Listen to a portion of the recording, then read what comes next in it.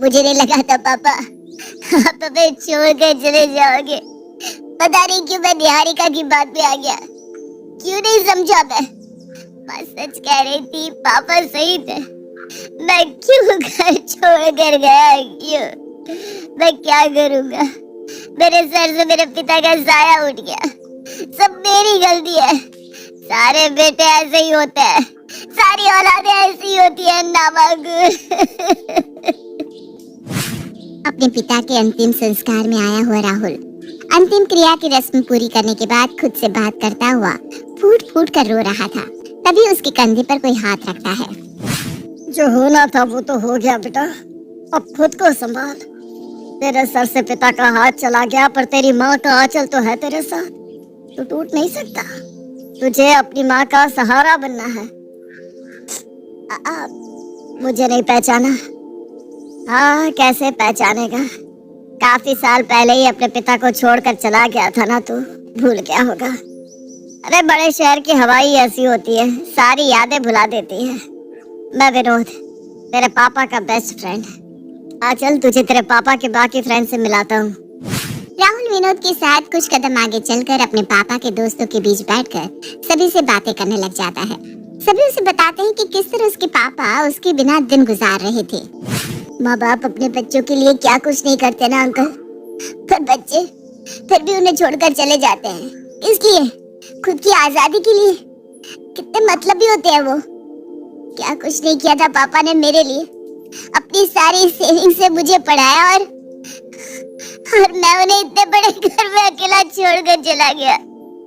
माँ बाप कुछ भी कर ले, पर उसके बाद भी उनके बच्चे छोड़कर चले जाते हैं। क्या बेटा क्या बेटी सब वही है अंकल।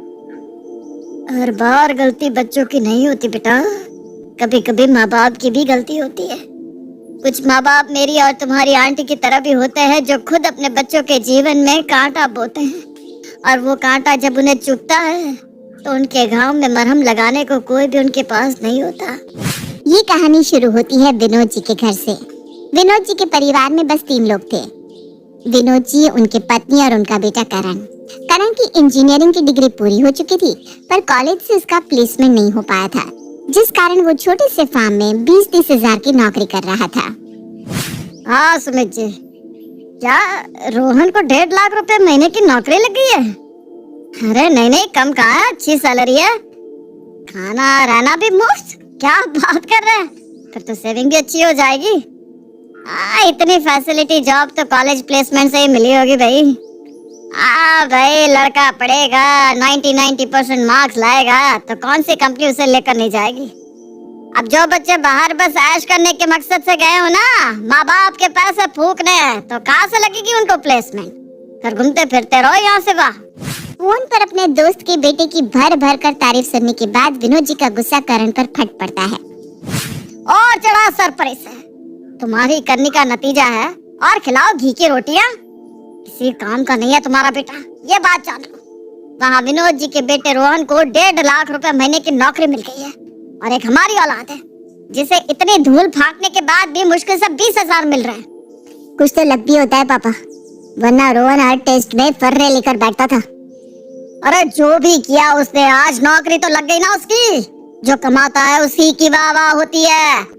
शाम को जब करण लैपटॉप पर काम कर रहा था, उसकी मम्मी बाजार से लौटकर आते ही दरवाजे से कहना शुरू करती है, लगता नहीं मोहल्ले में कोई लड़का कवारा बचेगा। अब सबकी शादी हो रही है। अब भाई इस उम्र में लोग सेटल हो जाते हैं, कमाने लग जाते हैं, तो करेंगे ही ना शादी। वर्मा जी की वाइफ ही कह रही थी करण का भी बायोडेटा दे दो। अरे कैसे, क्या दे दूं? अभी तक सेटल ही कहाँ हुआ है तो ढंग से।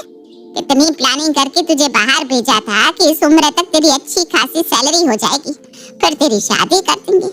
पर यहाँ तो तू मारा मारा फिर रहा है। कोशिश तो कर रहा हूँ ना मम्मी मैं। कैसी कोशिश कर रहा है तू? मुझे अच्छी तरह से पता है, रात भर जिस लड़की से बात करता है उसी के कारण हुआ है ना ये सब।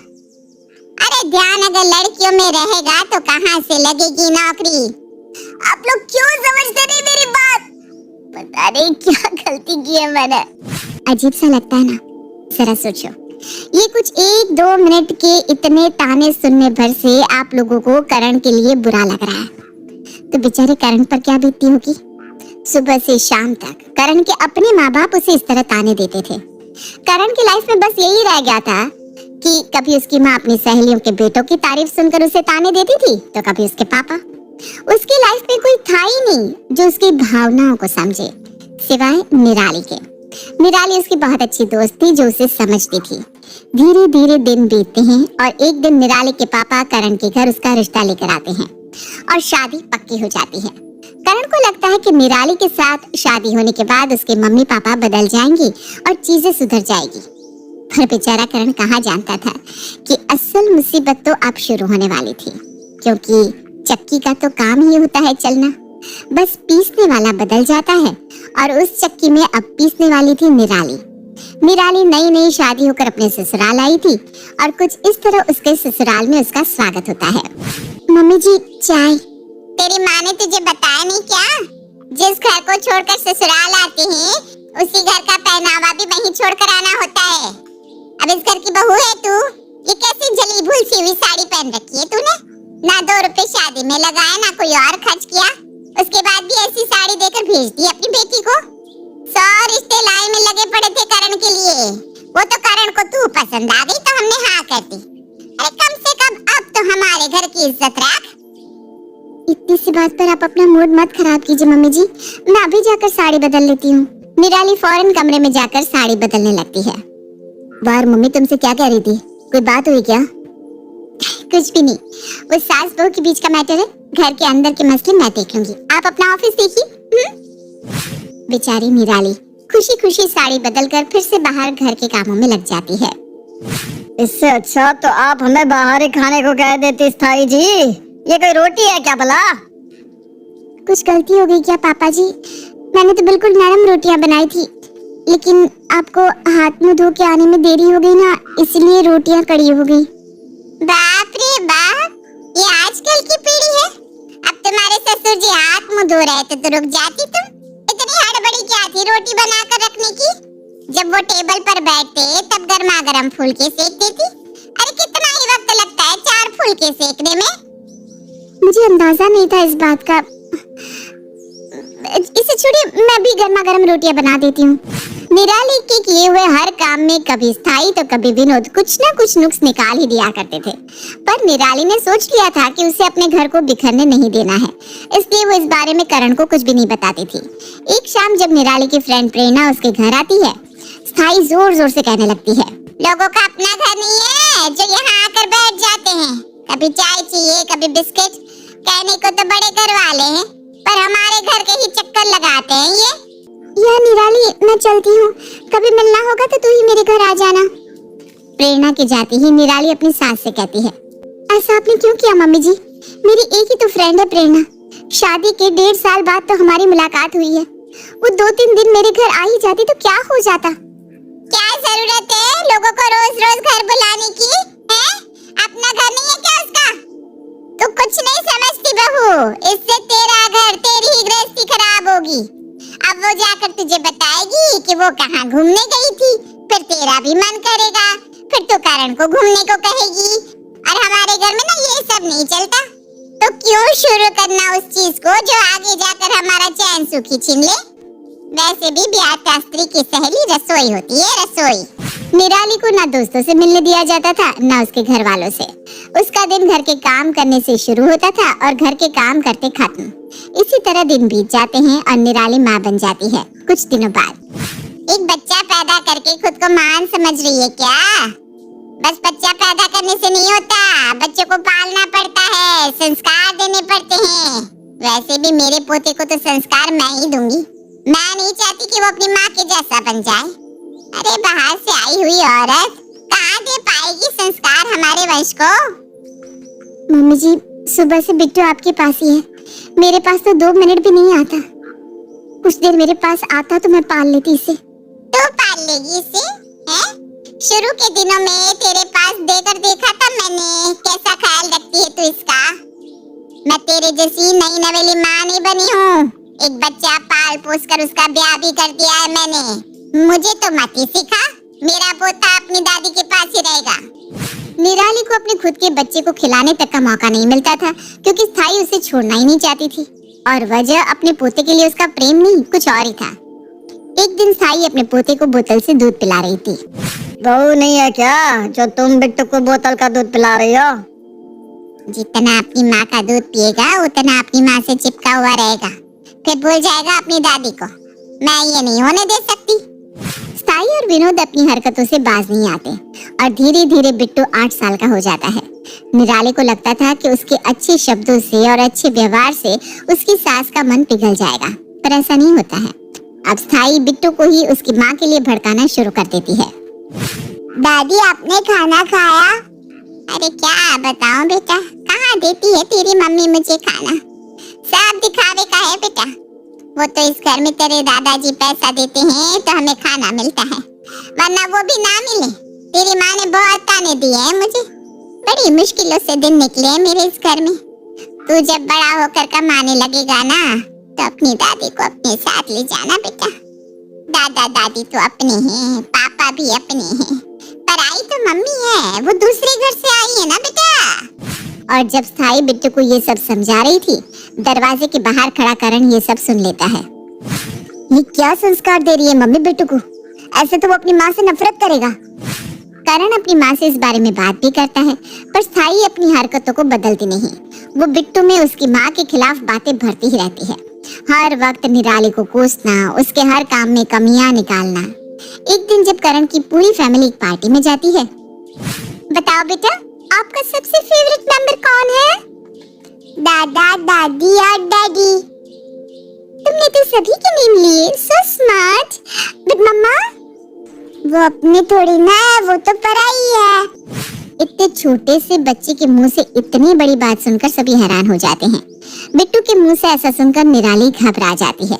वो जैसे ही बिट्टू के पास जाती है, वो अपनी माँ को झटकता हुआ अपनी दादी के पास चला जाता है।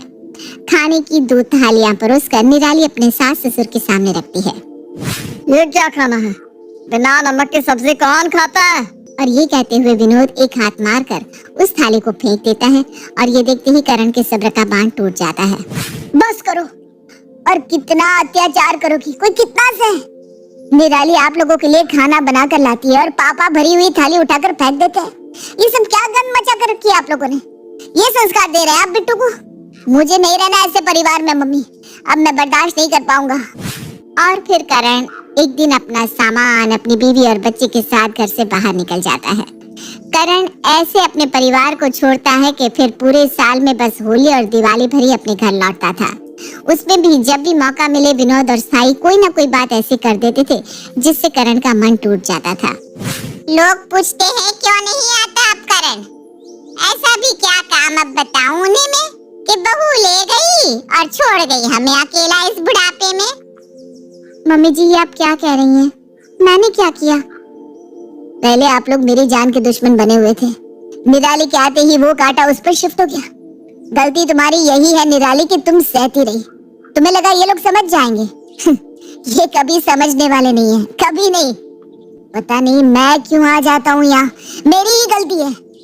मैंने सोचा था साल में 2-4 दिन आएंगे तो कम से कम रिश्ता बरकरार रहेगा, पर शायद मम्मी तुम्हें ये रिश्ता चाहिए ही नहीं। चलता हूँ मैं यहाँ से, चलो निराली। तेरा भी बेटा तुझसे दूर हो जाएगा, जैसे तू मेरे बेटे को मुझसे दूर कर रही है ना। कभी सुखी नहीं रहेगी निराली, कभी नहीं। अब धीरे धीरे करण और निराली 2 सालों में कभी एक आध बार अपने घर आते या वो भी नहीं, और फिर उनका आना जाना बिल्कुल खत्म हो जाता है। और अब आता है एक message, 30,000 credited in your account. कैसी बहू आई हमारे घर जो हमारे बेटे को हमसे अलग करके कभी सुखी नहीं रहेगी। कहते हैं ना, कुछ लोग कभी नहीं बदल सकते। स्थाई और विनोद की हरकतों के कारण वो दोनों अकेले रह गए थे, पर आज भी स्थाई इस बात के लिए अपनी बहू को ही कोसती रहती थी। तो ये थी मेरी दास्तान बेटा। तो वापस घर आया तो अफसोस जता रहा है, पर मेरा बेटा तो शायद अफसोस भी ना जताए। क्या अब सब कुछ ठीक नहीं हो सकता अंकल? कुछ घाव कभी नहीं भर पाते बेटा। शायद कुछ ऐसे ही घाव मैंने अपनी बहू और बेटे को दे दिए और आरोप लगा दिया अपनी बहू पर कि वो छोड़ गई हमें। न जाने ऐसे और कितने घर टूटे जहाँ कारण बच्चे नहीं माँ बाप बने। रिश्ते को बरकरार रखने के लिए दोनों पक्ष को बराबर मेहनत करनी पड़ती है। सिर्फ एक ही पक्ष झुकता रहे तो वो रिश्ता अक्सर टूट जाता है। और कुछ ऐसा ही हुआ निराली और स्थाई के बीच। निराली पूरी तरह से कोशिश करती रही एक अच्छी बहू बनने की, पर स्थाई वो तो अपने घमंड में ही तनी रही। ना ही विनोद ने अपनी पत्नी को समझाने की कोशिश की।